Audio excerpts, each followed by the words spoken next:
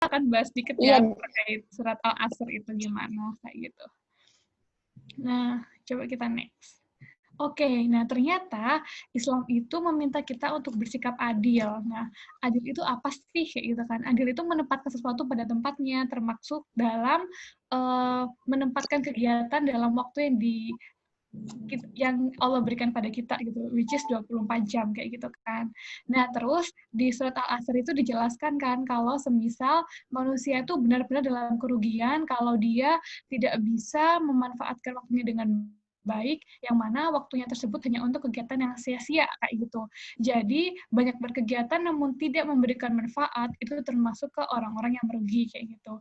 Nah, jadi sebenarnya sih kalau sampai sini aku tuh juga masih belajar ya teman-teman. Jadi aku tuh juga bukan expert yang aku setiap melakukan hal super produktif itu juga enggak gitu. Kadang aku juga ngerasa overwhelmed, apa sih kayak kewalahan kayak gitu juga ya, masih belajar lah sama kayak teman-teman semua kayak gitu. Cuman di sini aku akan sedikit cerita gimana kisah waktu dulu di kampus jadi mahasiswa yang sibuk sampai akhirnya berbenah diri untuk menjadi mahasiswa yang lebih tertata dan produktif kayak gitu. Kita boleh ke next slide. Nah, ini nih aku mau ngasih outline ke teman-teman sekalian. Jadi tuh gimana sih caranya biar kita bisa lebih produktif gitu ya. Yang pertama, kita tuh harus tahu goals kita tuh apa. Jadi tujuan kita hidup, itu berat ya, atau enggak tujuan kita kuliah itu apa kayak gitu. Jadi tujuan kalian kuliah di Telkom University atau di kampus kalian manapun itu apa. Nah, terus yang kedua, kalian tuh harus tahu limit kalian tuh gimana.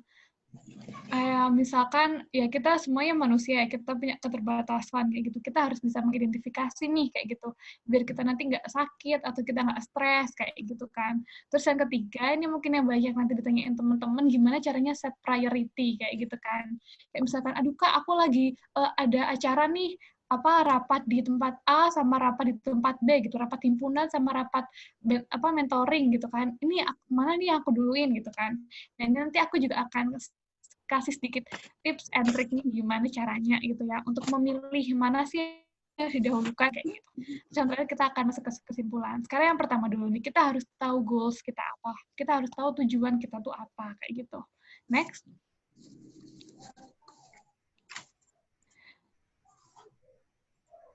Know and set your goals. Jadi kamu harus tahu dan kamu harus membuat goals itu apa kayak gitu. Nah, next. Aku dulu itu waktu kuliah sempat nggak tahu kan kayak tujuanku kuliah tuh apa gitu. Jadi semua hal itu aku ikutin. Kayak ada kegiatan ini, kegiatan itu gitu kan. Ikut acara ini, kepanitiaan ini, semuanya aku ikutin gitu. Pulang jam 10 malam, terus berangkat ke kampus harus jam 7, kayak gitu kan. Nah, itu aku juga sempat ngerasain kayak gitu. Nah, terus habis gitu akhirnya inilah aku ketemu sama orang, ketemu sama senior, terus habis itu aku baru dikasih tahu nih kalau sebenarnya kita tuh nggak perlu di kampus tuh mengikuti semua hal tuh nggak perlu kayak gitu. Kita juga harus bisa memilih mana yang sekiranya itu tuh menjadi goals kita kayak gitu. Nah, di sini aku tanya deh teman-teman, coba deh satu orang siapa ya? Sofarinda coba. Sofarinda kira-kira tahu nggak goals kuliahnya apa? Ini nggak usah yang muluk-muluk dulu ya, nggak usah goals kehidupan berat nanti. Kita tanya aja goals kuliahnya apa sih? Sofa ini di Telkom juga kuliahnya? Kak. Iya, di Telkom. Luar Telkom. Oh, di luar Telkom. Di mana tuh? Boleh sharing dong jurusan sama kampusnya? Bukan. Kebetulan saya di kedinasan, Kak. Di kedinasan. Wah, keren. Di apa tuh? Sekolah apa tuh? Di PKN STAN. Oh, mantap. Iya. Aku juga punya teman STAN ya. Oh, oke. Berarti Sofa udah tahu dong? Kalau goalnya itu masih satu, Kak, yaitu yang penting lulus. Karena di situ emang benar-benar persaingannya tuh ketat banget kan, apalagi kalau semisal ada sesuatu yang melenceng dikit udah yaitu DO gitu. Jadi ya masih tujuannya Oke. masih Emang lulus ini ya. gitu. Terima kasih. Oh, iya. Si. Terus habis gitu, what do you want to be? Berarti kalau di case-nya Sofa ini, berarti Sofa pasti ini ya, pengen jadi PNS, ya kan? Karena sekolah kedinasan STAN mesti jadi PNS kan ya? Iya Kak, betul. I see. Dan terus pertanyaan terakhir, gimana caranya untuk mencapainya, kayak gitu. Nah, kalau di case-nya Sofa, karena dia goals-nya pengen lulus, dan dia pengen jadi PNS, kayak gitu kan pasti nggak mungkin nih, apa jadi PNS yang biasa-biasa aja, pasti kan pengen jadi PNS yang berprestasi kan, kayak gitu. Karena di Islam pun kita juga berlomba-lomba menuju kebaikan, berlomba-lomba menjadi muslim yang berprestasi, yang bisa memberikan manfaat, kayak gitu. Nah, terus habis itu gimana caranya gitu kan? Berarti sekarang kan kalau case-nya Salva nih, Salva udah tahu nih apa goals-nya tuh udah tahu, udah itu ya, udah know ya. Nah, terus habis itu sekarang step-nya gimana nih gitu kan? Cara set goal-nya tuh gimana cara achieve-nya, gimana cara mencapainya, kayak gitu kan. Kita bisa ke next slide. Teman-teman, kalau semisal aku kecepatan nanti boleh ini ya, di chat atau mungkin melambai-lambaikan tangan gitu, Kak, jangan cepet-cepet gitu. So far masih bisa ngikutin kan ya? Bisa, Kak. Bisa ya? Oke, Masih, Kak. mantap. Nah, oke. Nah, terus di sini aku mau cerita nih terkait gimana cara setting goals kayak gitu. Nah, dulu waktu aku kuliah, aku tadi kan cerita ya, kalau aku tuh ngikutin semua hal kayak gitu, lomba aku ikutin, exchange aku ikutin, terus UKM juga aku ikutin gitu kan. Terus habis gitu sampai akhirnya aku tuh nggak punya apa ya, akhirnya waktu itu aku sempat ngerasain sakit. Terus habis gitu aku ngerasain ibadah telat-telat kayak mepet-mepet gitu, kayak yang sholat duhur tuh jam 2 gitu, sholat asar jam 5 gitu kan. Kayak yang mepet-mepet banget karena banyak banget kegiatan yang harus dikejar gitu. Terus habis gitu kayak lupa telepon orang tua, kayak gitu. Hal-hal kecil yang ternyata karena aku waktu itu sok sibuk gitu kan ya. Karena aku berpikir gini kan, kuliah ini kan kesempatan emas ya teman-teman. Gak semua orang tuh beruntung seperti kalian yang bisa mengenyam pendidikan kayak gitu kan. Ada teman-teman yang harus putus sampai SMA karena orang tuanya nggak bisa biayain. Ada teman-teman yang mungkin udah berusaha dapetin beasiswa misalkan, tapi ternyata nggak diterima gitu kan. Itu kan sedih banget kan. Dan karena aku menyadari hal itu, akhirnya aku dari awal masuk kuliah tuh aku kayak bermimpi gitu, oke, pokoknya nanti selama kuliah aku harus bisa bermanfaat sebanyak-banyaknya biar nggak ngecewain orang tua, kayak gitu kan. Soalnya waktu itu sempat waktu pertama kuliah, aku tuh sebenarnya pengennya jurusan FEB, teman-teman. Jadi kalau teman-teman di sini ada yang FEB itu kayak, wow, kalian luar biasa. Karena dulu aku nggak keterima di FEB gitu. Terus habis gitu waktu itu sempet sedih banget sih, kayak sesedih itu gitu kan, kayak ya Allah kenapa sih aku nggak diterima gitu kan. Padahal waktu itu aku selama SMA tuh udah belajar ekonomi gitu lah, pokoknya pengen jadi anak ekonomi gitu kan. Tapi ternyata qadarullah Allah ngasih rezeki yang lain gitu di FUGM kayak gitu.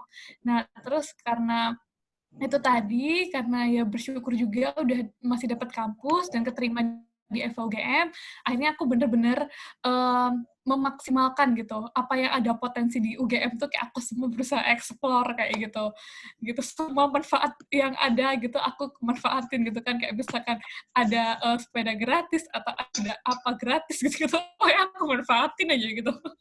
Nah, terus habis gitu alhamdulillah aku ngerasa nih ternyata kalau kayak gitu tuh juga nggak bagus gitu kan, kayak berlebih-lebihan dan akhirnya kasihan juga badannya, kasihan juga maksudnya orang tua nggak dikasih kabar kayak gitu kan, ibadahnya juga maksudnya kayak malah akhirnya menyampingkan hal-hal yang bersifat wajib kayak gitu kan. Nah, terus habis gitu akhirnya inilah kayak aku nemuin formulasi, maksudnya nggak nemuin juga sih, makanya aku juga dapat gitu. Ini tuh framework yang biasa dipakai sama orang-orang ya, kalau misalnya nanti kalian udah kerja tuh biasanya kalian akan di training terus nemu ada framework ini gitu. Ini gimana caranya kita setting goals gitu, biar hidup kita tuh terarah kayak gitu. Biar kita tuh lebih track on the track gitu lah, karena ya itu aja kan, kayak kita hidup tuh ada pedomannya Al-Quran kayak gitu ya. Skala kecilnya kalau kita kuliah kita juga harus punya pedoman, dan pedomannya itu kita bikin sendiri kayak gitu. Nah ini namanya SMART teman-teman.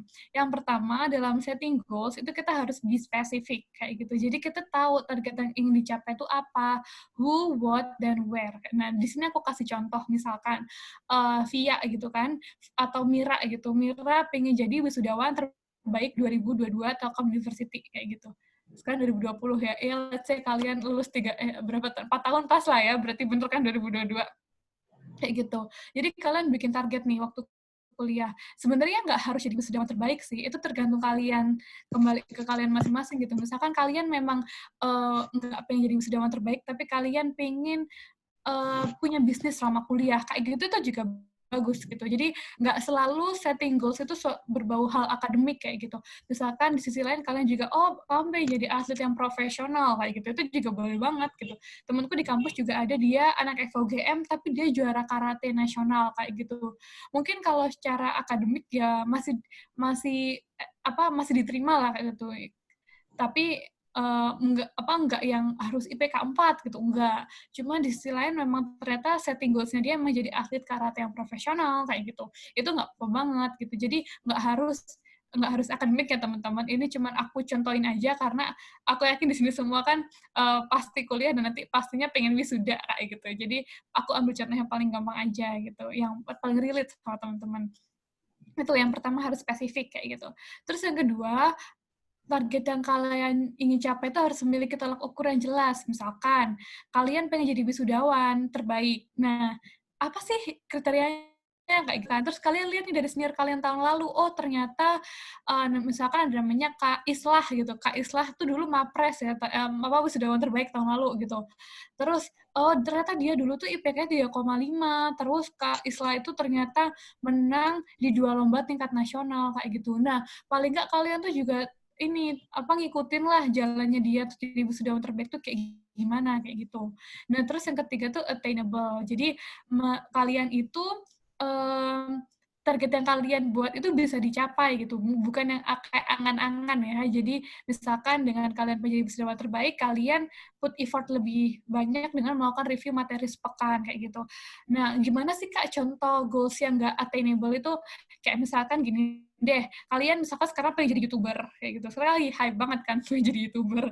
Nah, terus ternyata kalian itu nggak punya kamera atau kalian nggak punya HP gitu. Itu kan berarti kalian nggak punya sumber daya untuk bisa jadi YouTuber gitu. Tapi kalian setting goals supaya jadi YouTuber. Nah, itu tuh berarti tujuannya atau goals-nya tuh kurang smart kayak gitu.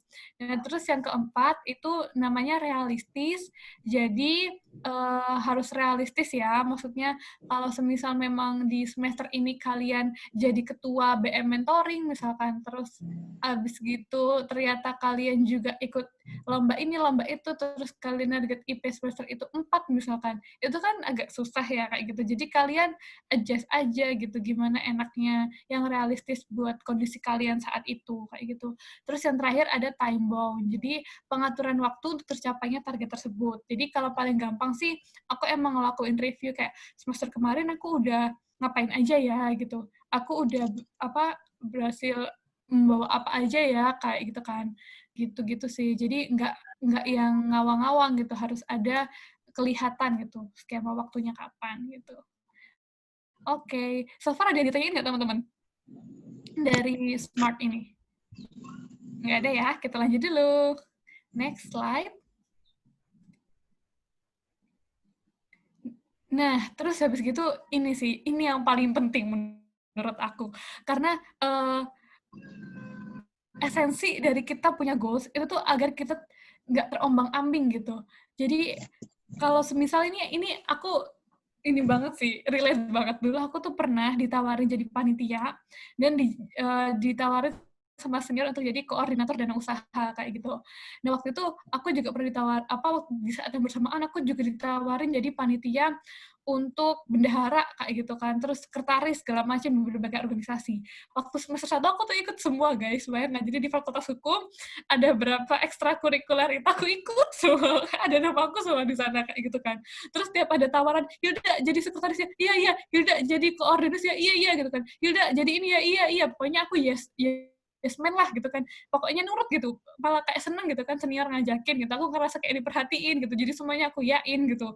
Nah, terus habis gitu waktu pas aku ngejalanin ternyata tuh berat banget, apalagi koordinator dan usaha ya, kayak rasanya pengen nangis gitu kan, kayak aku harus jualan di saat aku juga harus ngurusin surat-surat ke dekanat, aku juga skip kuliah kayak gitu. Itu tuh kayak bener-bener aku langsung kayak kewalahan gitu kan, kayak sempet depot banget kayak gitu kan, sedih banget kayak gitu. Nah, terus habis gitu akhirnya dari sanalah akhirnya aku bisa menyimpulkan bahwasanya nggak semua kesempatan yang datang ke kamu tuh harus kamu iyain kayak gitu. Jadi stop saying yes in every situation or in every opportunity kayak gitu. Jadi kalau semisal ada kesempatan yang datang, kalian harus bersyukur. Cuman kalian pikir lagi, itu cocok nggak sama goalsku kayak gitu kan. Kayak misalkan kemarin aku jadi koordinator dana usaha. Waktu itu goalsku apa ya? Goalsku waktu itu goalsku waktu itu pengen dapat IPK yang bagus ya, di atas 3,8 gitu kan. Terus habis gitu apa pengen menang lomba sama pengen exchange kayak gitu. Nah sebenarnya itu jadi koordinator dan usaha atau bisa menghasilkan uang itu bukan goalsku waktu aku kuliah kayak gitu kan. Terus aku jadi mikir lagi kayak oh iya ya harusnya waktu itu aku bisa nolak secara halus gitu kan. Soalnya aku yakin pun dengan kita menolak itu opportunity itu juga akan nanti ke teman-teman kita yang lain gitu. Jadi kita tuh nggak boleh serakah kalau ada opportunity ya teman-teman gitu. Jadi kita harus bisa bersinergi sama teman-teman kita yang lain kayak gitu. Jadi itu tadi stop saying yes in every situation kayak gitu. Jadi kalau ada opportunity yang datang, kita pertama caranya terima kasih dulu sama dia atau teman kita yang ngajakin. Terus yang kedua kita pikir itu sesuai nggak sama goals kita gitu. Kalau misalnya nggak sesuai dengan goals kita, kira-kira kita bisa handle nggak gitu. Jadi itu ya tetap tanya selalu ke kalian, start with your why. Kenapa kau harus ambil ini kayak gitu. Next slide. Nah, terus ini nih yang kedua ya. Sekarang yang pertama kita udah tahu goals kita apa, kita udah bisa nge-set gimana, kita udah atur. Terus yang kedua kita harus tahu know your limit kayak gitu. Next. Nah, karena kita semua tuh human being gitu, kita bukan Superman yang bisa terbang, yang pindah ke satu tempat lain ke tempat lain gitu kan. Mungkin karena ini corona kita nggak mobile ya, cuman karena kalau nggak kan biasanya kita rapat ini, rapat itu gitu kan. Dari kampus ini, terus ke masjid, terus kemana lagi gitu-gitu. Nah, kita harus tahu nih, kita tuh yang membuat diri kita, kekurangan kita tuh apa kita harus tahu kayak gitu. Nah, terus di Know Your Limit ini aku juga punya framework namanya SWOT. Teman-teman udah pernah dengar kan SWOT ya? Aku tanya siapa ini? Faisal deh coba. Faisal kamu tahu nggak SWOT atau pernah dengar nggak?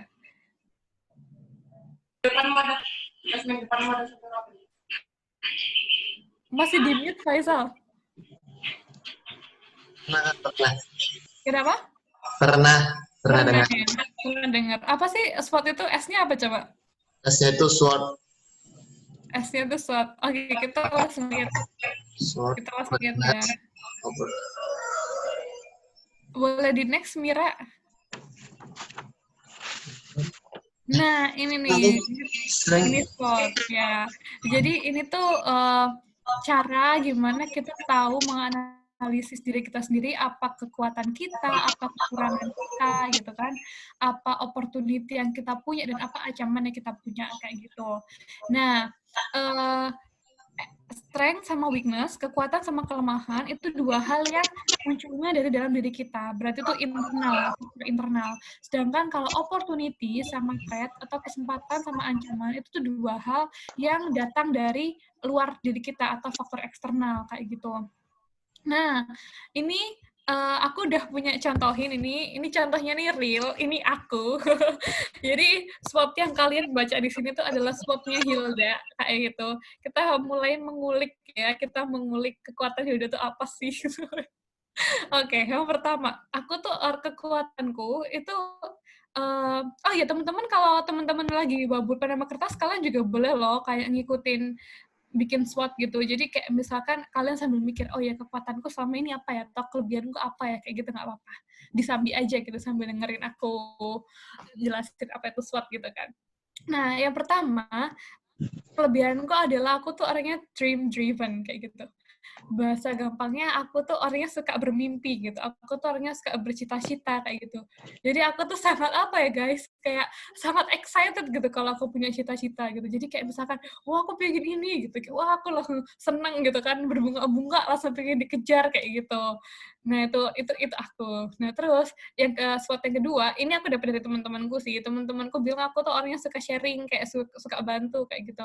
Makanya kayak waktu pas Mira ngajakin aku untuk sharing di acara ini gitu, aku kayak seneng banget gitu, kayak iya aku punya kesempatan untuk ngobrol sama orang gitu kan, untuk sharing-sharing hal yang mungkin sedikit aku tahu gitu, untuk menjadi tempat cerita kalian kayak gitu. Nah aku tuh suka kayak gitu, makanya itu tadi ya ada 2 gitu. Sebenarnya masih banyak sih, cuman nih dikit aja lah ya, nggak usah banyak-banyak.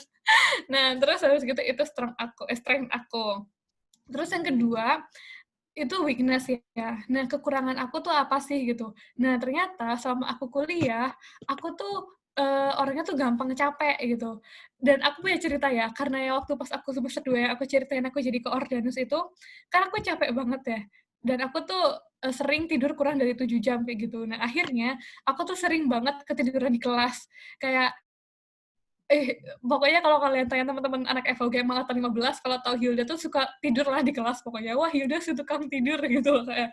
Bahkan tuh aku tuh pernah kayak emang sengaja duduk di barisan paling depan niatnya tuh supaya nggak ketiduran gitu. Nah, tapi karena emang aku terlalu sibuk, terlalu banyak kerjaan, akhirnya aku duduk paling depan, di depan dosenku gitu, kayak jarak cuman berapa meter, aku tetap tidur. Terus kayak sama dosenku tuh ngetawain aku gitu, kayak ini teman kamu kenapa gitu kan, udah duduk paling depan tidur lagi kayak gitu kan, nggak menghormati dosen ya. Tapi kan aku tuh kayak gitu tuh hilaf gitu loh, kayak aku sebenarnya nggak ada niat kesengajaan gitu kan, lagi tidur duduk paling depan gitu.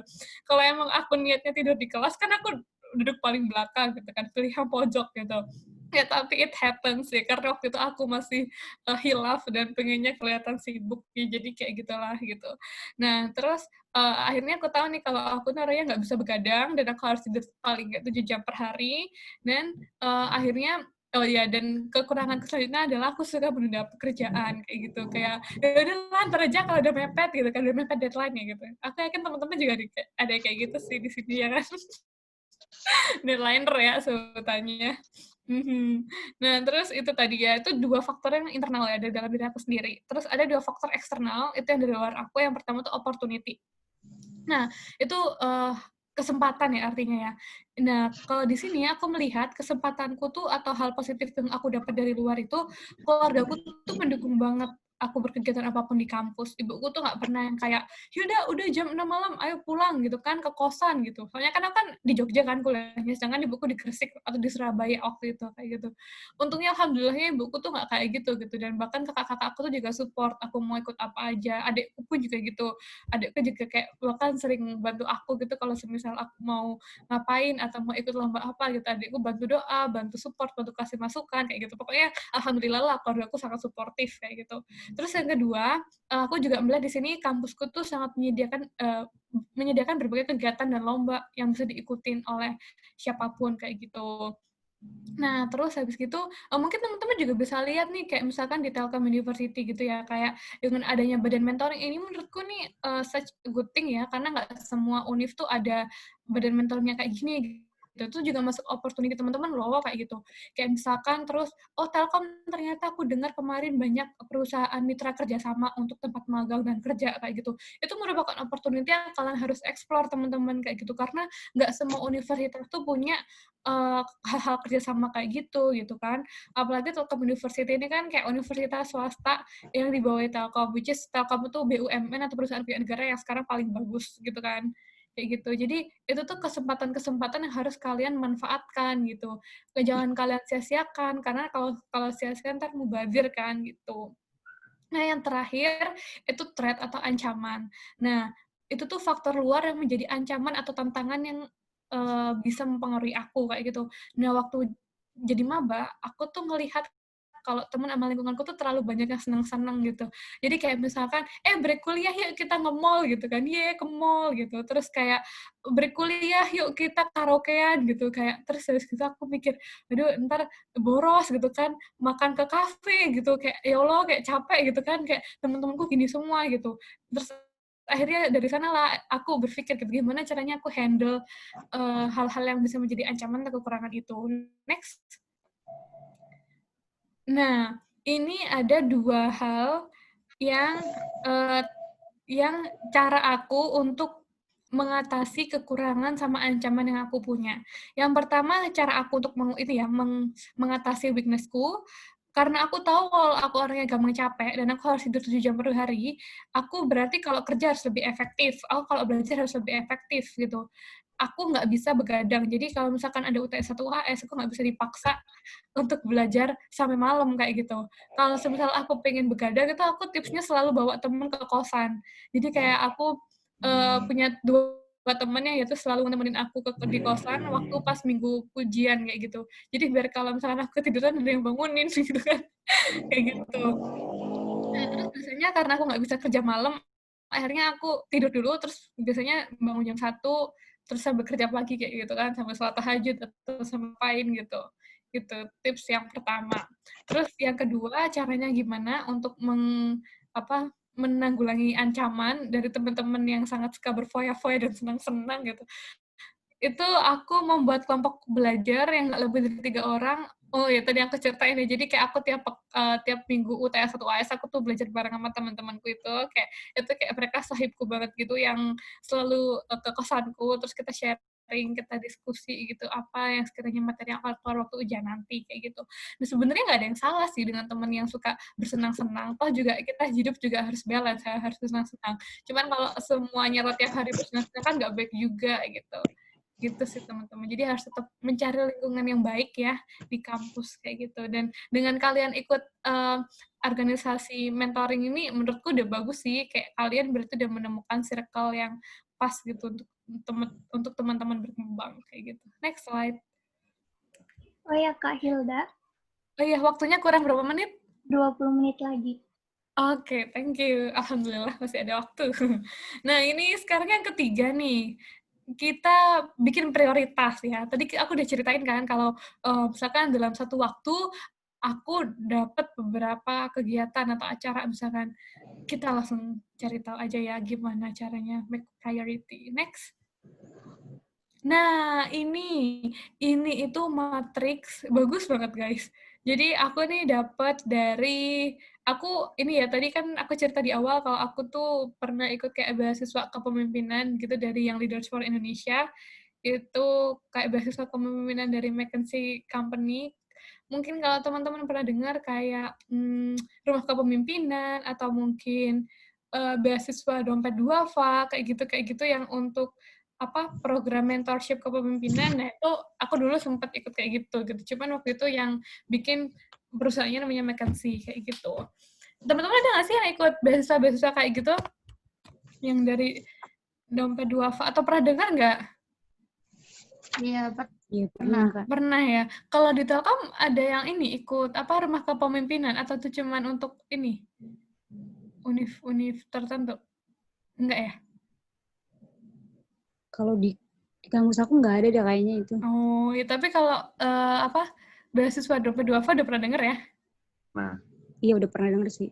Iya, itu bagus sih. Kalau kalian pengen ikut, aku sangat rekomendasikan.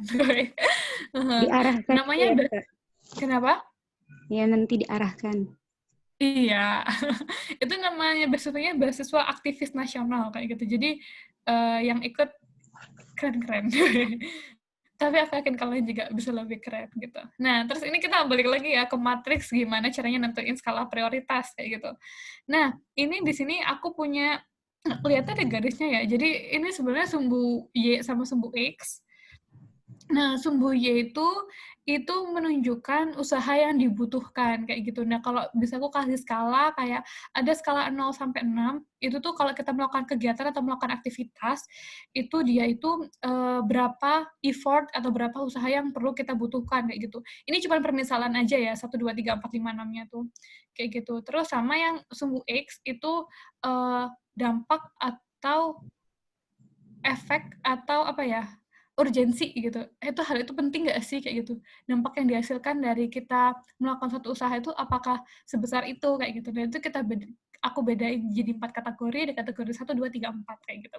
Kalau semisal kayak penting ya berarti ada sangat tidak penting, sangat tidak penting, sangat penting, sama mendesak kayak gitu. Itu ya. Itu tadi. Jadi ada sumbu Y sampai sumbu X kayak gitu. Nah, terus di sana kita bagi tuh ke 4 kuadran kayak gitu. Nah, kalau semisal kayak kita dihadapkan masalah, kayak misalkan kayak malam ini aku ada pilihan untuk ikut rapat himpunan atau ikut mentoring kayak gitu kan. Bingung kan, oke bersamaan gimana tuh kayak gitu kan. Nah, ini coba kalian pakai matriks ini deh kayak gitu. Terus gimana caranya gitu? Kita bahas yang mana dulu? Yang kiri dulu ya, kiri atas kayak gitu. Nah, itu yang ada tulisan dondu itu berarti kan kita membutuhkan usaha yang besar, tapi ternyata efeknya itu nggak seberapa berdampak gitu, atau mungkin itu nggak seberapa urgent kayak gitu. Nah, untuk hal yang seperti itu kalian mending jangan lakukan atau don't do kayak gitu. Itu ya. Sampai sini nggak? Masih ngikutin? Masih. Bisa dipahamin ya? Oke. Nah, terus habis itu kita udah bermain di kuadran dondu, kita sekarang ke kuadran sebelahnya namanya do next kayak gitu. Ke bawah dulu deh. Iya, labil banget sih Mbak Hilda, maaf. Kita ke bawah dulu ya, namanya do later kayak gitu. Do later tuh apa sih kayak gitu. Jadi kita melihat nih kalau di do later itu berarti usaha yang dibutuhkan kecil, nggak sampai angka 3, tapi ternyata dampaknya itu nggak seberapa penting juga gitu, atau efeknya tuh nggak mendesak gitu. Jadi itu kita masukkan ke kategori do later kayak gitu. Jadi usaha yang dibutuhkan kecil dan dampaknya kecil itu masuk ke do later. Kalau usaha yang dibutuhkan besar tapi ternyata dampaknya kecil atau nggak mendesak, itu don't do, jangan dilakukan kayak gitu.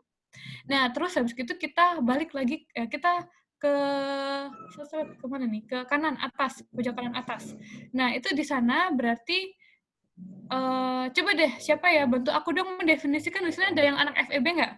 Pasti udah ngerti lah kalau gini-gini gitu kan. Ini kayak kurva-kurva ekonomi gitu. Siapa nih yang ngaku anak FEB? Siapa yang mau bantu aku? Siapa nih? Masa nggak dia mau sih? Siapa kemarin? Via, kamu kemarin FEB bukan sih? Ya. Iya, ada. Coba definisikan do next itu berarti apa? Berapa usaha yang dibutuhkan dan apa dampak yang diberikan? Kalau do next itu usaha yang dibutuhkan itu besar dan urgensi, tapi urgensinya kecil. Oh ya? Kita tanya ke Tamira, gimana menurut kamu? Kayaknya urgensinya yang lebih besar. Ya. Oke. Iya, benar. Jadi do next itu usaha yang dibutuhkan besar, dampaknya juga yang diberikan besar kayak gitu. Nah, itu kita lakukan do next kayak gitu. Nah, terus the most important ternyata yang yang harus kita lakukan segera itu do first ya. Kalau do first Oke, boleh di-mute Siti? Itu siapa nih?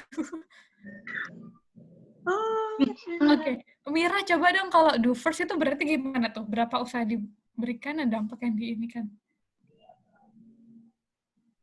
Do first. Lihat aja ininya tabelnya.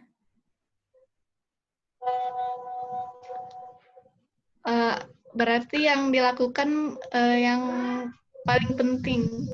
Yang paling penting. Usaha yang dikeluarkan berarti sedikit ya? Harus maksimal. Ya. Iya, usahanya di sini. Usahanya masih 3 ya, dan dampaknya itu besar.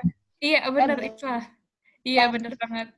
Jadi usaha yang dibutuhkan ternyata nggak gede-gede amat gitu, di bawah 3 kan angkanya ya kan. Tapi Itu masih penting banget, iya. tapi penting banget bener karena masuk kategori 3 dan 4. Oke, well berarti aku anggap semua teman-teman udah paham ya, alhamdulillah. Kita next ya. Kita sekarang mau mencoba matriks ini dengan suatu adegan kasus gitu. Oke. Next slide. Nah, mari berlatih. Oke, stop ya, jangan di next dulu ya, Mir. Ini ceritanya, siapa nih? Aku mau ngambil siapa nih? Siapa ya yang belum aku panggil dari tadi? Arista, coba ya. Ini ceritanya nih suatu malam di weekday gitu, si Arista itu punya daftar kegiatan. Ini semisal sekarang misalkan ya jam 6 malam gitu. Terus ini kegiatan yang harus dilakukan Arista pukul 8 malam. Nah, dia ada 4 kegiatan nih. Yang pertama ada mengikuti malam keakraban ke Puncak Bogor. Kalau biasanya anak-anak kalau aku sebut di kampus tuh rihlah gitu loh. Kalian namanya rihlah juga nggak sih? Kayak makrab-makrab. Iya, rihlah ya, iya kayak gitu. Kayak gitu. Terus habis gitu yang kedua ada deadline laporan praktikum untuk besok pagi. Terus yang ketiga itu kegiatan dia ada rapat finalisasi acara yang mana acaranya itu besok sore. Terus yang keempat itu ada menghubungi teman untuk kegiatan minggu depan. Gimana tuh? Itu kan semuanya berarti kegiatan penting ya nggak sih kalau menurut kalian? Kalau kita lihat sepintas kan terlihat semua sangat penting ya nggak? Iya benar, penting itu. Benar kan? Iya nggak? Kalian bingung nggak sih gimana? Kalau seumpama, aku coba tebak berhadiah ya. Marshanda. Kalau ada 4 kegiatan itu yang kamu lakuin dulu yang mana? Yang the first yang mana? Yang BK. Yang B. Deadline Iya. laporan praktikum ya? Iya.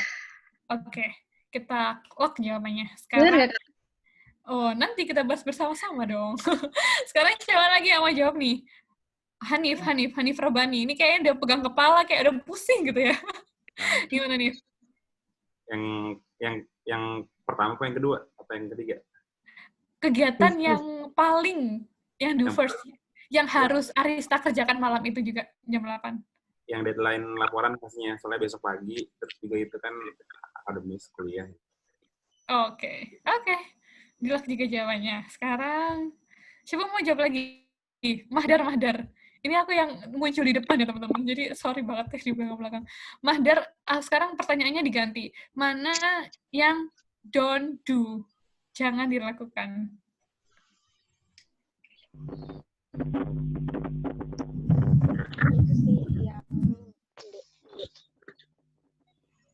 Aduh, nggak denger guys suaranya. Coba kita cari teman yang lainnya, maaf ya. Kita cari siapa nih? Nanda Anissa? Iya, Kak. Yang menurut kamu nggak perlu untuk dilakukan yang mana? Yang don't do? Kalau menurut aku yang menghubungi teman untuk kegiatan minggu depan sih, Kak. Soalnya kan ini masih jam 8 malam hari ini gitu. Kalau minggu depan kan mungkin bisa besok-besok. Oh, oke. Good. Arista? Iya. Iya. Kalau don't do gimana Arista menurut kamu? Yang mana kegiatannya? Kalau don't do tuh yang A. Mengikuti malam keakraban. Kenapa tuh? Maksudnya itu pas hari itunya kan, Kak? Iya, benar. Nah, sementara ada deadline laporan praktikum besok pagi. Oke. Kayak gitu. Oke. Wow. Menarik, Jo. Ya, cukup diverse, cukup beragam. Dan mau tahu jawabannya? Kita bahas bersama ya. Ya, salah semua. Kenapa? Enggak, ada yang bener kok. Serius. Aku bangga. Serius, ada yang bener. Nah, aku ceritain lagi kali ya agendanya Arista malam itu gimana. Jadi, yang pertama nih kita kasus posisinya si Arista tuh, kamu anak Telkom University bukan, Aris? Anak Telkom. Anak Telkom, bener ya berarti aku yes. Terus kamu jurusan apa, Aris? Aku jurusan desain interior. Desain apa? Interior. Oh, desain interior. Bikin lapak lah ya? Enggak. Enggak. Jadi kita ambil salah aja ya, dia bikin Iya. laporan praktikum gitu. Oke. Oke. Nah, berarti posisinya si Arista sekarang malam ini jam 6 malam itu dia lagi ada di Bandung, ya kan? Telkom kan di Bandung. Sedangkan malam keakrabannya itu ada di Bogor kayak gitu. Berarti untuk Arista ikut acara ke Bogor itu kan dia berarti membutuhkan usaha yang besar, ya nggak sih? Iya. Berarti kita kasih skalanya berapa tuh? Dari 0 sampai 6 kira-kira Arista butuh usaha berapa? 1, 2, 3, 4? 6. 6 sih. 6 Soalnya ya? ya full time gitu. Oke. Terus habis itu menurut kamu dampaknya penting nggak sih ikut malam keakraban tuh? Dengan Enggak sih, soalnya itu kayak hiburan gitu, Kak. Oke, good. Oke. Coba kita, ini ya, Mir, di next cuma 1 kali klik aja ya. Ntar soalnya kebuka semua kalau kamu kelebihan. Nah, bener banget.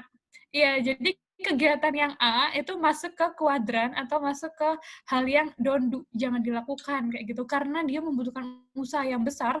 Si Mira dari Bandung harus ke Bogor, dan ternyata dampaknya tuh nggak signifikan gitu kan. Itu masuk ke hal yang kurang mendesak atau kurang penting kayak gitu. Oke, berarti Arista jawabnya bener ya. Tepuk tangan buat Arista.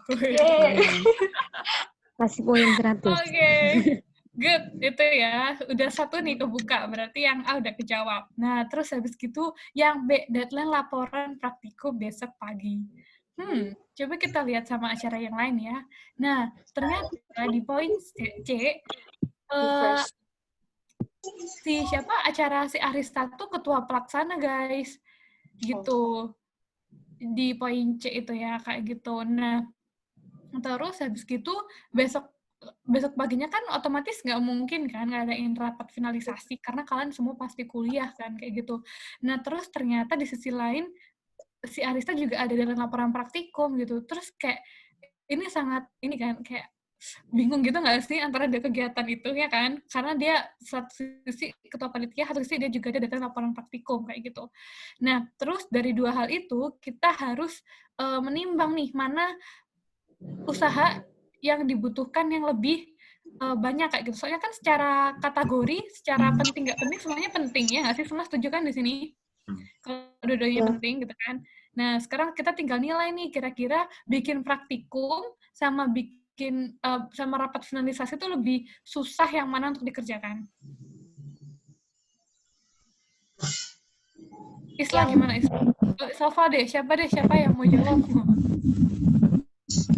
Lebih banyak itu kan laporan kan harus ya banyak lah, kalau nggak sebanyak laporan ya nggak sih? Iya, oke. Berarti kalau menurut kamu tuh masuknya kemana tuh? Ke do next atau ke do first? Kalau yang rapat finalisasi kayaknya do first, kalau yang do next ya. Oke, kita lihat jawabannya. Tadadadang. Silakan Mira di next. Nah, oke. Jadi kelihatan ya, ternyata deadline laporan praktikum itu bisa dikerjakan do next.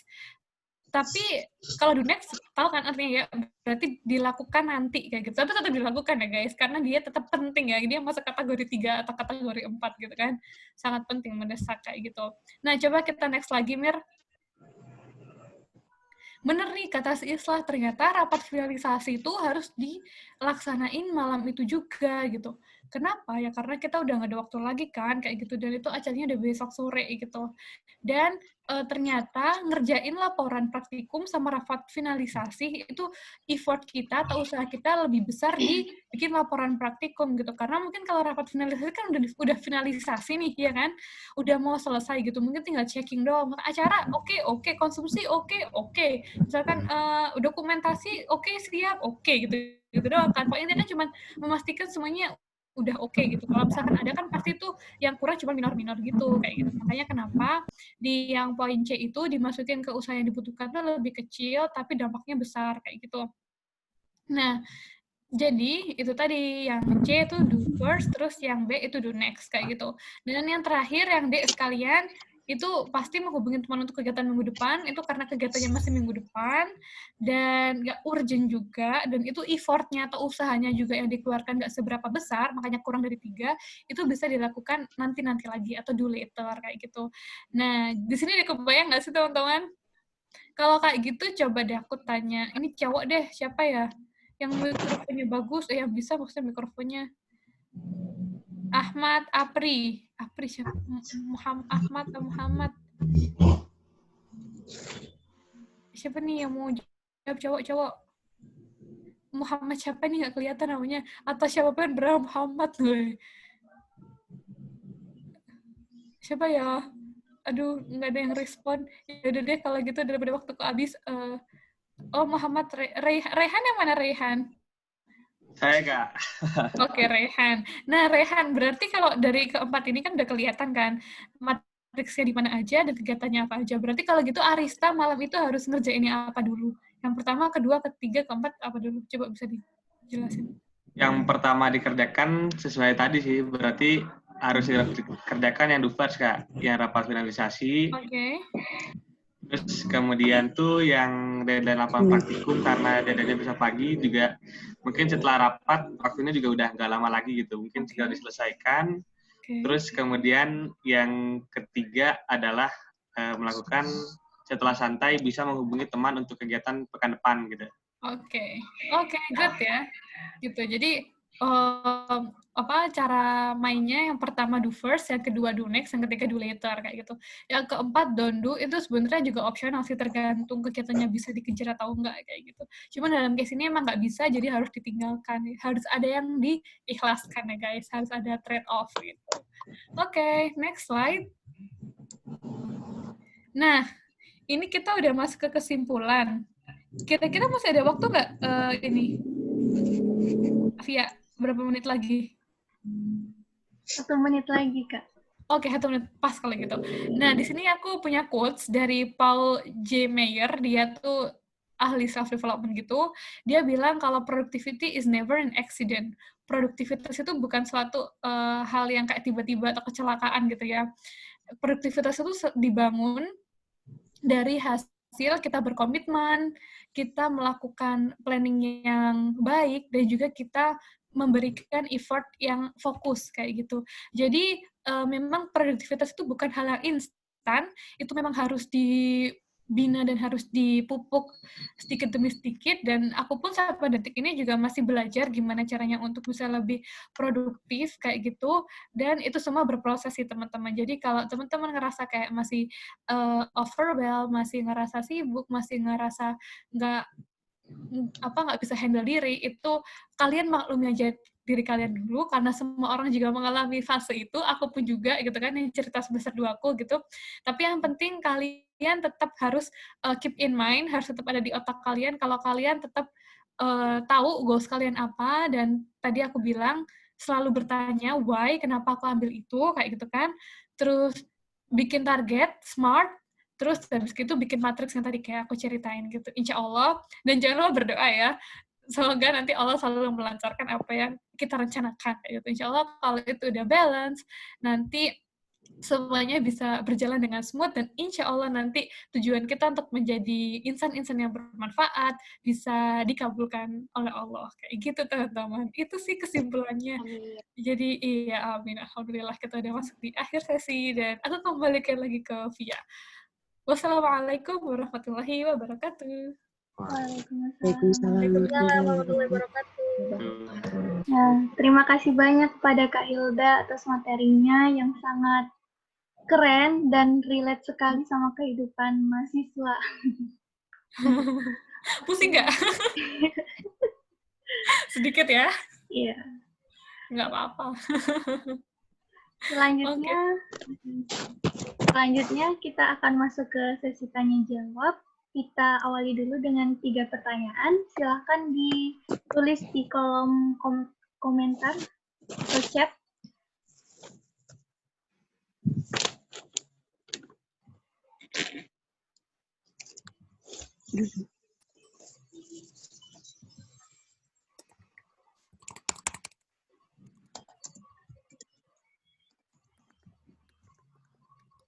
Atau mungkin mau langsung tanya juga boleh kayaknya Via, kayaknya kalau ngechat ini deh, nanti text time gitu. Jadi langsung ngomong gitu kali ya, boleh nggak?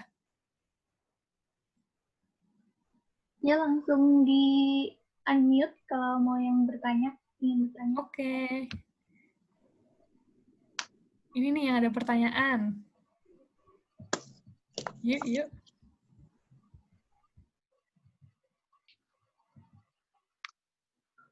Jadi Kak.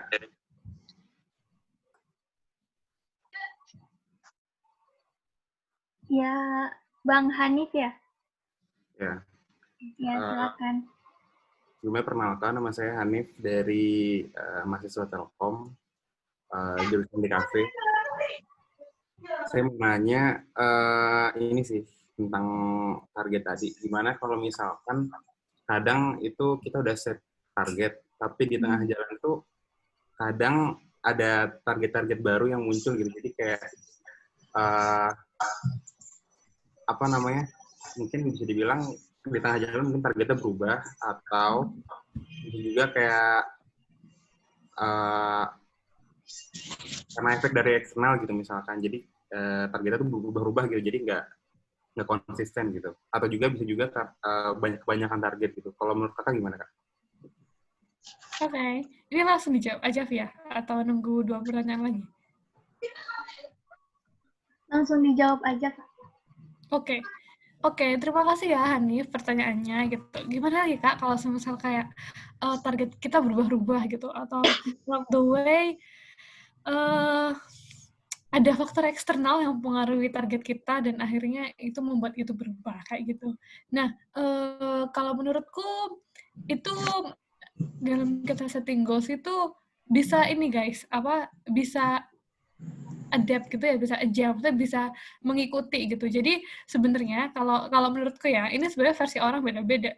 Bisa mungkin kalau kamu tanya ke senior lain akan mendapatkan jawaban yang berbeda kayak gitu. Kalau menurutku, hal yang nggak boleh berubah, bukan hal yang nggak boleh berubah ya, hal yang pasti nggak akan berubah itu yang ada di diri kalian tuh why-nya kayak gitu. Jadi kayak kalian tuh why-nya tuh kayak jadi induknya, terus goals kalian tuh kayak anak-anaknya gitu loh. Jadi kayak misalkan kita ngikut permisalan yang ini tadi ya, pengen jadi wisudawan terbaik kayak gitu kan, itu sebenarnya udah masuk goals poin-poin gitu.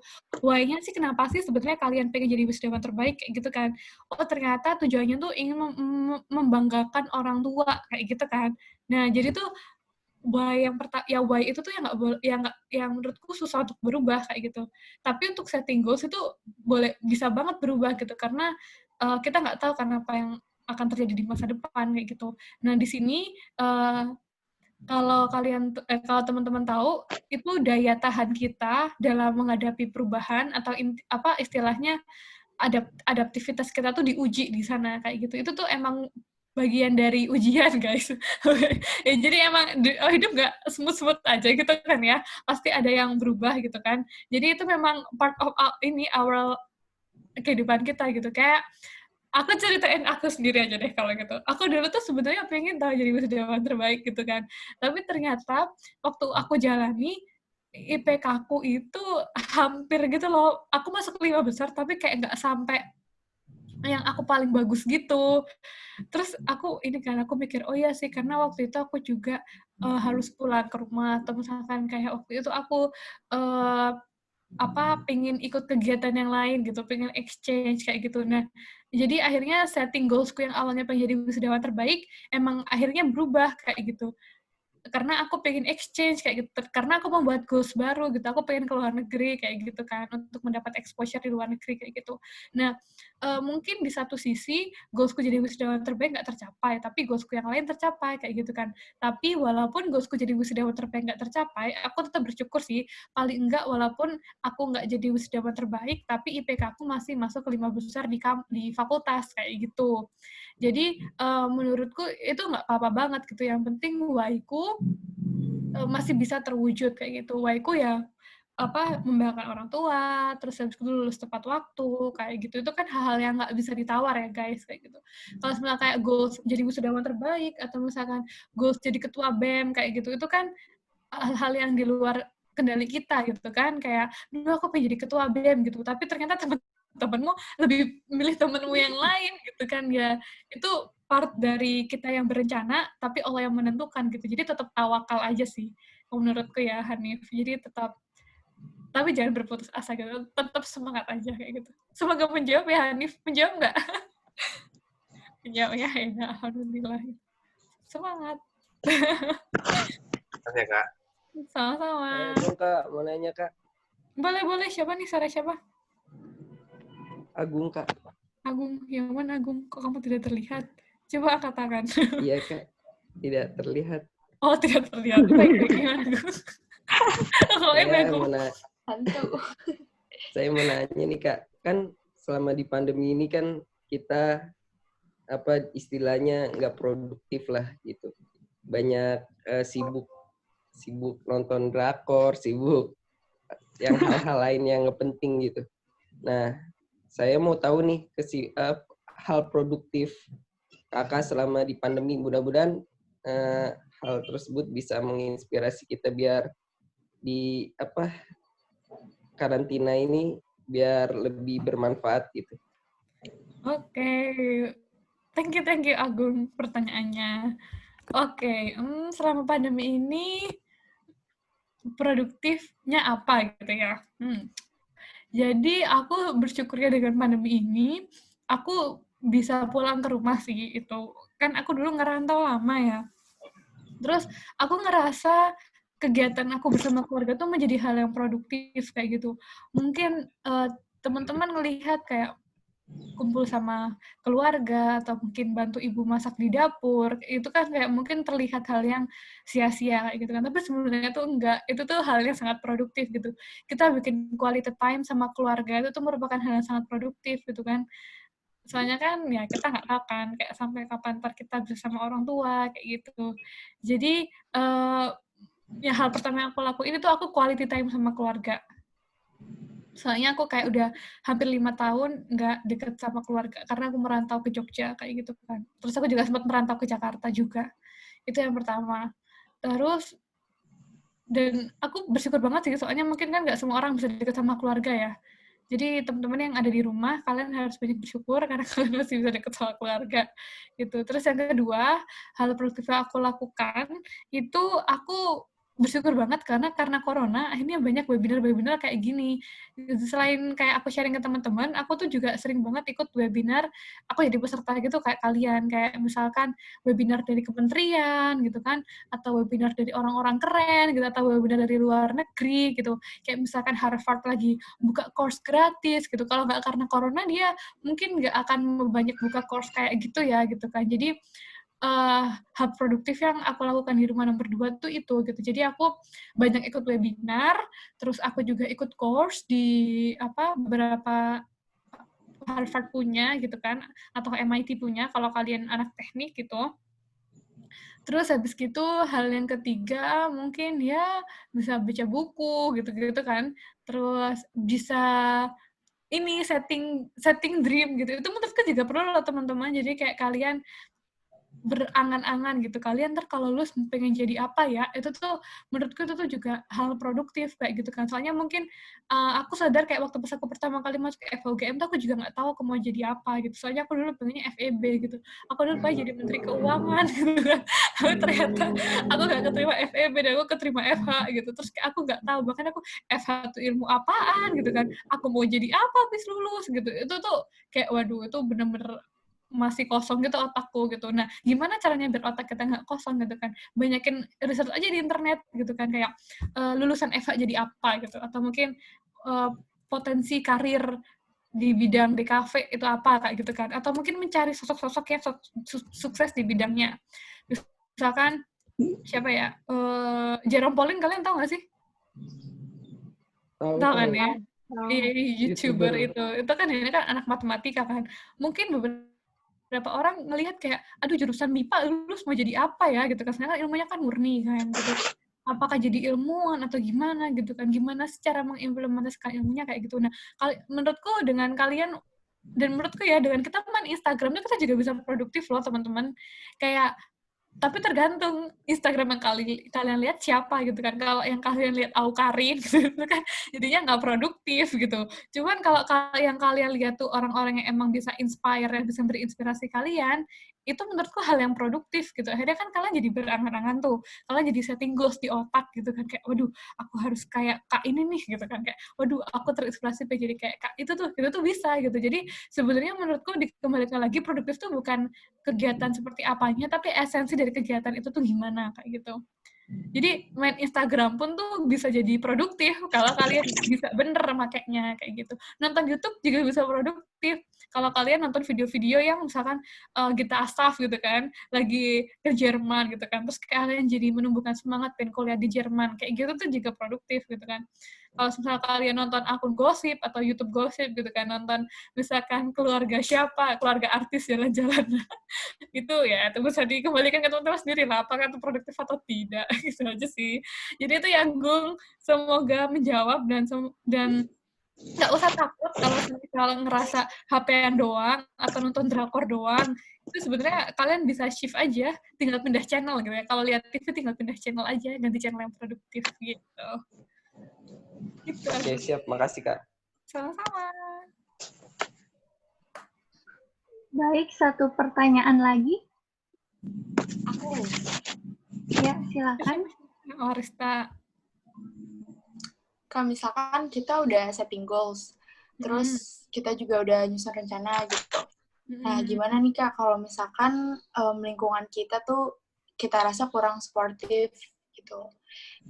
Termasuk yang misalkan internal gitu, kayak keluarga, kayak gitu. Atau lingkungan kampus. Jadi kita ngejalanin itu untuk goals kita, tapi lingkungannya tuh kurang sportif. Kayak gitu. Makasih. Oke, sama-sama Arista. Wah, ini pertanyaan yang cukup challenging sih. Karena pertanyaannya kayak gini tuh sebenarnya nggak bisa dijawab dalam satu kali waktu gitu. Karena posisinya kan mungkin aku nggak tahu konteks yang dihadapi Arista tuh kayak gimana gitu kan. Jadi mungkin kalau semisal kayak Arista pengen curhat gitu, ntar kamu minta nomorku dari Tamira aja gitu ya. Tapi cuman kalau yang untuk ini, kalau jawaban yang general aja, jadi kalau misalnya kayak keluarga kurang mendukung atau kayak faktor eksternal kurang mendukung itu gimana? Kalau yang untuk faktor eksternal tadi udah aku contohin ya. Jadi kayak di threadku yang kalian masih ingat SWOT-ku itu kan aku ngelihat kalau teman-temanku di kampus tuh banyak yang lebih bersenang-senang kan, kayak banyak yang pergi ke mall setelah ngampus gitu kan. Nah itu tuh threat, itu ancaman kayak gitu, itu lingkungan yang nggak mendukung aku untuk misalkan aku membanggakan orang tua kayak gitu kan. Nah gimana caranya? Caranya aku emang ini sih, kita berteman ke semua orang ya, cuma lingkungan kita tetap memilih guys gitu. Jadi aku tetap berteman dengan teman-temanku semuanya kayak gitu, cuman orang-orang yang menjadi support system di lingkunganku tuh aku memilih kayak gitu. Bahkan waktu itu di akhir tahun aku kuliah, tahun ketiga, tahun keempat, aku tuh lebih ngerasa nyambung sama teman-temanku dari fakultas teknik kayak gitu. Jadi akhirnya aku malah lebih sering hangout sama mereka gitu, karena mungkin dari segi omongan, dari segi apa tuh lebih nyambung kayak gitu. Soalnya kita memiliki goals yang sama. Nah, itu juga salah satu kunci keberhasilan goals itu, kalian mencari orang yang satu frekuensi sama kalian. Kalian mencari orang yang satu goal sama kalian kayak gitu. Jadi kalau misalnya memang dari faktor eksternal atau faktor internal kalian kurang mendukung untuk menjadi apa yang kalian inginkan, dengan kalian bertemu dengan orang-orang yang punya goals yang sama kayak kalian tuh bisa menumbuhkan semangat kayak gitu. Jadi kalau misal ini nih, kan aku kebetulan di UGM juga pernah kayak kumpul sama teman-teman startup gitu kan. Terus habis itu kayak ada temanku yang dia tuh mungkin nggak punya teman yang punya startup kayak gitu, terus dia tanya ke aku, Hil, gimana sih caranya bikin startup kayak gitu kan. Terus kayak, aku juga nggak ngerti gitu kan, kayak kalian kebayang gak sih kayak gimana gitu gak sih, kayak menurutku sih kuncinya kalian harus ini berinteraksi sama mereka gitu. Soalnya akhirnya kalian bisa mengamati gitu kan day to day mereka tuh ngapain, tiap waktu yang mereka habiskan tuh ngapain aja gitu. Karena nggak mungkin kan orang menceritakan, oke aku bangun pagi, aku gini, aku gitu, itu kan nggak mungkin kan. Jadi semuanya tuh based on observation kayak gitu. Jadi Itu sih mungkin Arista sedikit yang bisa aku ini ya kali. Jadi kamu tetap harus mencari society atau lingkungan yang paling nggak punya goals yang sama kayak kamu, kayak gitu. Gitu. Ya, semoga menjawab. Oke, terima kasih Kak. Sama. Baiklah, sesi tanya jawab sudah selesai. Kita akan lanjut dengan game Kahoot. Arik, silakan Kahootnya.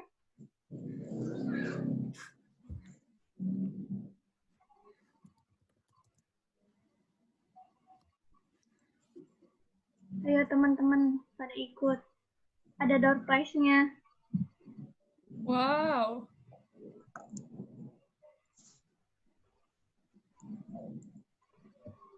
Ini aku boleh ikut nggak? Boleh, Kak. Boleh, Kak. Masa sih? Ntar ini loh. Ntar aku lagi ada pertandingan. Kalian aja deh.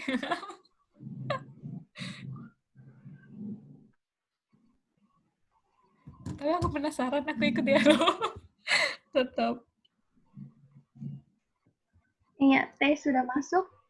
Insyaallah. 9358 954.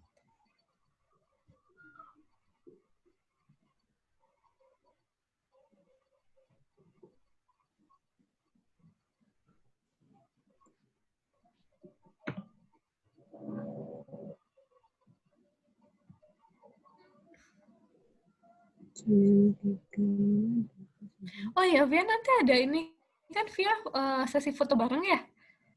Iya. Oke, sip. Mana sih yang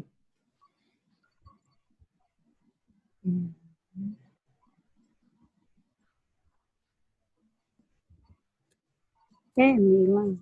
Tunggu si Kahootnya nggak ada ini.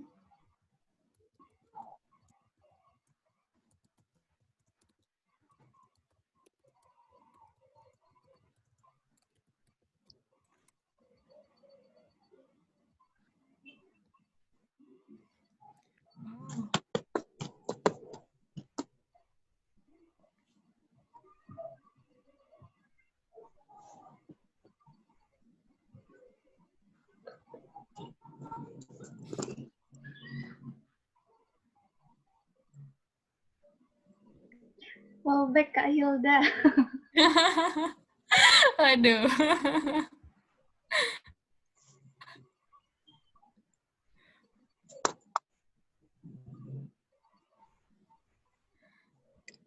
Fallback nggak ya? Aku belum buka Instagram, guys. Ya, nanti aku cek ya. Emang kalian tahu Instagram aku? Bagi Instagramnya Kak. Ah, iya boleh. Kalian nomor WA ya Kak. Waduh. Instagram aja ya kalau gitu. Kalau nomor WA nanti kecampur sama yang lain-lain. Malah nanti nggak kebales.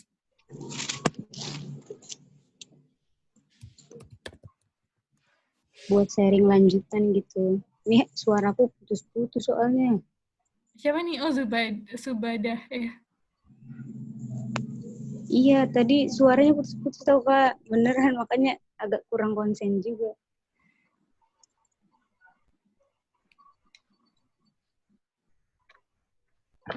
Oke, sudah 51 peserta.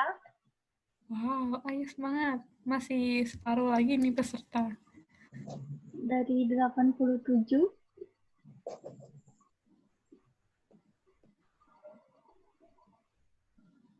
Tamira nggak boleh ikut Tamira.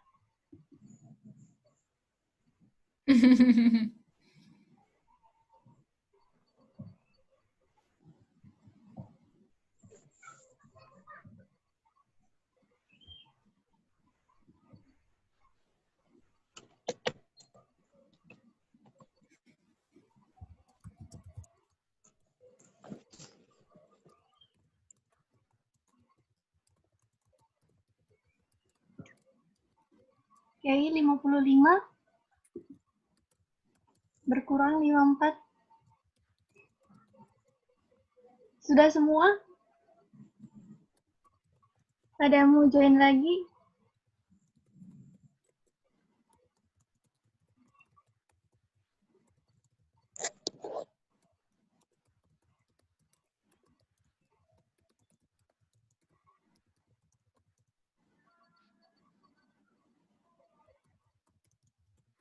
Oke, 11.29 kita mulai ya.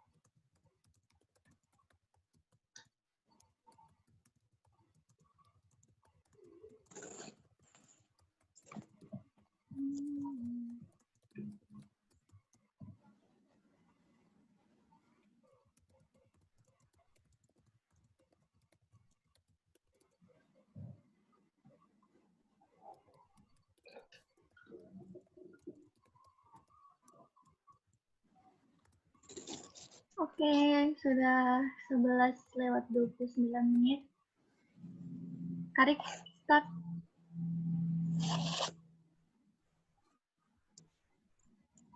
Oke, dimulai. Ada 5 pertanyaan. Kucing apa yang selalu benar?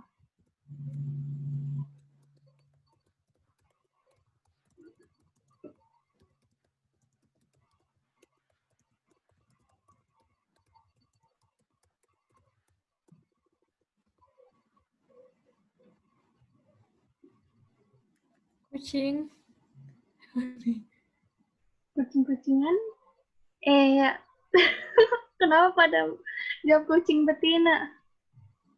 Jawabannya kucing gawong.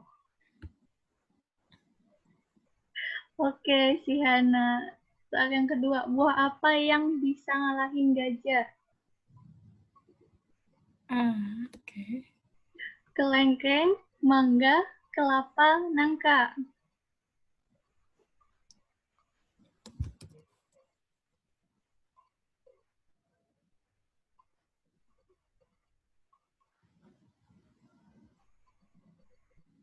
Ya, jawabannya adalah kelengkeng, kelingking. Oh, oke. Kelengkeng. Oke, Aminah Indah. Di posisi pertama. Apa huruf ke-9 dalam abjad? H, I, J, atau K?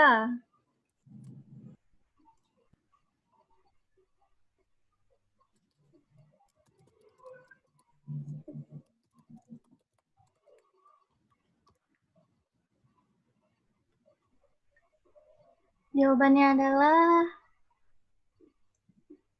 I.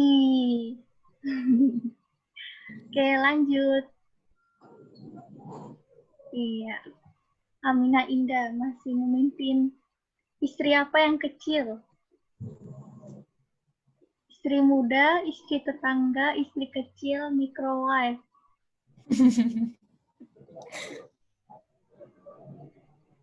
Ini pertanyaan bonus ini.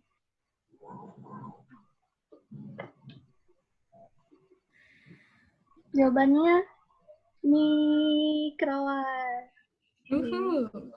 Ada yang jawab istri tetangga. Masih Aminah Indah. Pertanyaan terakhir, buah apa yang dibenci jomblo pas malam minggu? Apel, durian, duku, atau jambu monyet? Kayaknya jawabanku salah.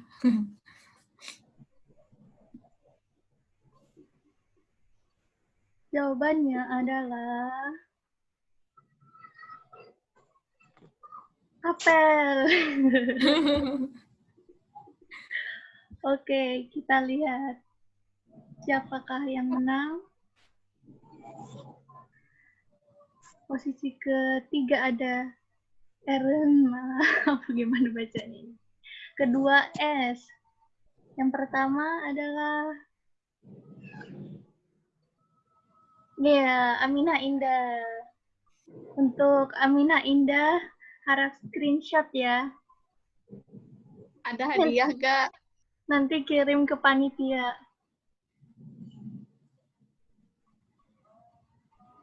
Oke, selanjutnya kita akan ke sesi foto.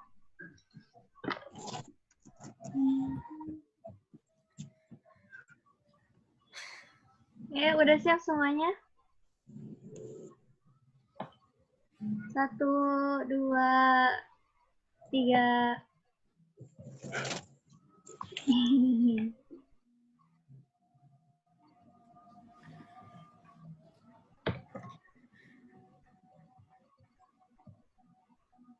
Oke, sudah. Oke, sudah difoto semuanya sampai 4? Sudah. Oke, mantap. Baik, acara kita pada hari ini sudah selesai. Terima kasih kepada Kak Hilda atas materinya yang sangat luar biasa. Dan juga teman-teman sekalian yang sudah hadir. Jangan lupa terus ikutin acara BM sampai selesai. Karena insya Allah materinya juga sangat bermanfaat dan sangat relate sekali sama kehidupan kita sebagai mahasiswa. Sebelum live dari Zoom, harap untuk mengisi feedback yang sudah dikirimkan di room chat. Nah, feedback akan ditutup dan tidak bisa diisi lagi pada jam 12 nanti. Oke, jadi silakan mengisi. Nah, sekian acara kita. Mohon maaf apabila ada kesalahan. Saya yakin materi ini sangat bermanfaat untuk kita semua. Oke, terima kasih. Wassalamualaikum warahmatullahi wabarakatuh. Waalaikumsalam warahmatullahi wabarakatuh. Iya, sama-sama semuanya. Terima kasih juga udah datang. Iya, senang banget ketemu kalian. Terima kasih Kak Hilda. Iya, sama-sama. Iya, sama-sama. Semangat ya kuliahnya. Stay safe.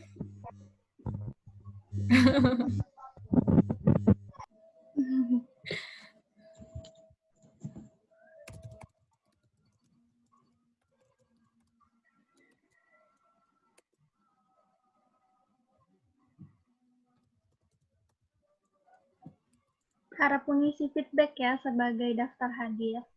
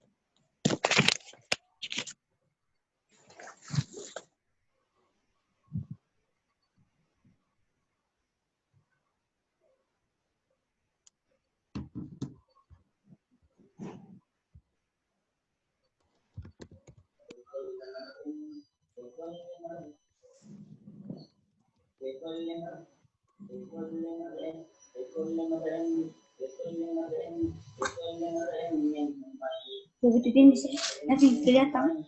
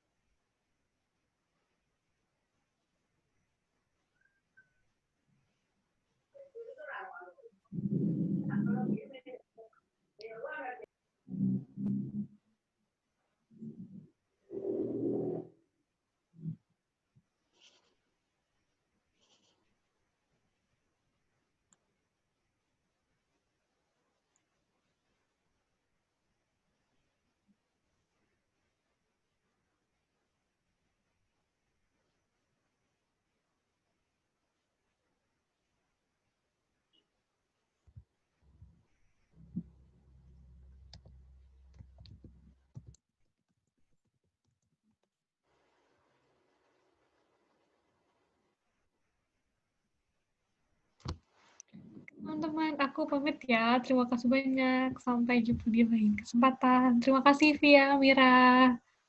Makasih juga, Dah, Assalamualaikum. Waalaikumsalam.